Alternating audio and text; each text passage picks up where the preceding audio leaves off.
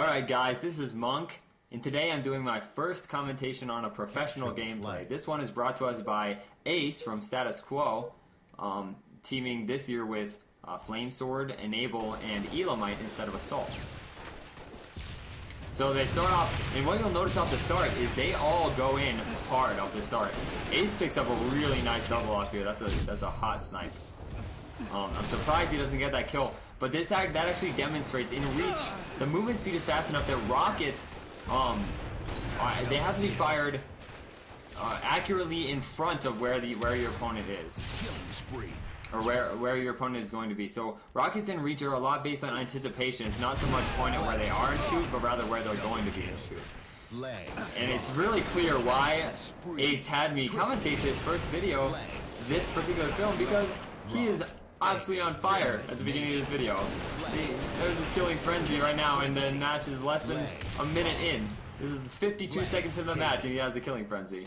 And basically, how we do that is you just use power weapons to get off the spawns, and this is to kill instinct off their spawns. And this is a really important thing: is where the power weapon holders are when the opponents are spawning. What you want is you want your rocket guy in close proximity, in a place where he can rocket the spawners quite easily. And so they achieved that by sending Ace to Hut while he had rockets. And they have, I think, when they did that, when Status Quo did that, I think they had rock control, so they were blocking the rock spawns, and so they sent Ace to the Hut with rockets, knowing that they would spawn court, and then he'd be able to get an easy spawn kill off them. So that's when the best opportunities happen, is when you can get a spawn kill with rockets off spawn from either Hut into court or from onto flag into rocks. So the location of the rocket guy when the people are spawning, when your opponents are spawning, is extremely important. Gives him a nice double there, gets killed. What I noticed about Ace gameplay is that he switches his attention so quickly from one thing to the other. It almost dazzled me the first time I was watching this, because it's just so fast to follow. And I wonder what sensitivity he plays. I might have to check up on that, because it seems like it's pretty high. But 3 solid shots on Ogre there. That's something, he's moving towards the ring the whole time, so that if he does survive that encounter, he's in ring. He's up front, able to help his teammate who's also up front. I don't think he ever falls back off spawn in this game. All he does is push. And the reason this works is because he has a team that's supporting him. If you don't have the best team, if you're just in matchmaking doing this, that might not work. But in a solid 4v4 game, if you're pushing up off spawn, you're doing your teammates a favor by drawing attention to yourself and making your opponents look at you while they take focus off of your teammates, which allows your teammates a lot more room to maneuver and shoot. It just makes it a lot easier to play for them. He's coming off spawn here. Now he has 2 teammates dead here, and he has 2 teammates dead here. Enables the one in Hut. What does he do? He pushes up immediately. He pushes out of pillars, even though they're pulling the flag. Rather than trying to pressure them on their side, he divides their attention, and that's just so huge. He shows a really nice nade there. He divides their attention by going back through court. And he is able to stop flag carrier and get a kill off the guy that's trying to chase him down and kill him. Because if Instinct lets him escape right there, if Instinct lets Ace escape right there, then their attention will be divided between his teammates who are going to be spawning and him who will be flanking from behind.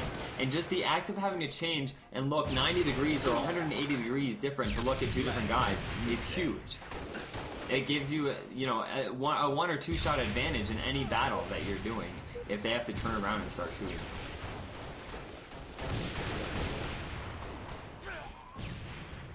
So he sees that Elamite tile is up in his opponent's spawn and goes up to help. Knows that they're going to be out spawn. Elamite's doing fine, so he goes over to kill him at court. Nice shot there. It just continues to strike me just how relentless he is with his movement. And I think the reason that you see this is because you want to throw off your opponent's callouts. If they call you out at ring 2, but then you move to P, then your opponents might be looking ring 2, or in any case, it'll take them time to process the fact that, oh, he was ring 2 a second ago, but where does that mean he could move from now? Instead of making it easy on them, and to know where you are just by staying where you're called out. So moving from where you're called out gives them more of the process and makes it harder for them to understand where you are. Now, okay, the difference between chasing and closing is something I want to discuss. If he had hit his shots there, that would have been a great play, and the reason is because Pistol is totally alone back there, and anytime you have a chance to close off your opponent and keep him from regaining shields and put him on respawn, that's 10 seconds as he's completely out of the game. As opposed to the shield recharge is 6 seconds long, which is pretty long, but somebody might also pop out before their shields come back. Nice double. And so by making sure that you clean up that kill, you take your opponent out of the action for longer and give your team more room to maneuver.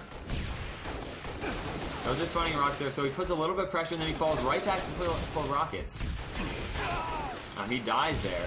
So it might have actually been a better play to stay in ring and throw some anticipation nades or play that smarter. So to take control of these rockets, because I've watched this film and eventually Instinct ends up taking a cap off of this. At some point it becomes 1-1. Now later on, Status Quo does win this game, but those rockets are pretty important. So he comes around a really long flank here, and his teammates are doing a good job staying alive on their own side. Now I'm actually surprised he didn't look at the guy on his own flag, but I guess he knew that Ogre was going to be pushing him on ring. So right now he's staying alive. Oh, what a great move. He comes out on a really strong flank, uses that pillar to get out of ring, and that's something that's so seldom done that Instinct was, Lunchbox was totally unable to anticipate that. And the call out just wasn't there. Like, that situation happened so seldom that Instinct did not know how to react. Roy was probably called out that he was still in ring 2, but instead he was at the bottom of drop, chasing, or, pursuing, flanking Lunchbox.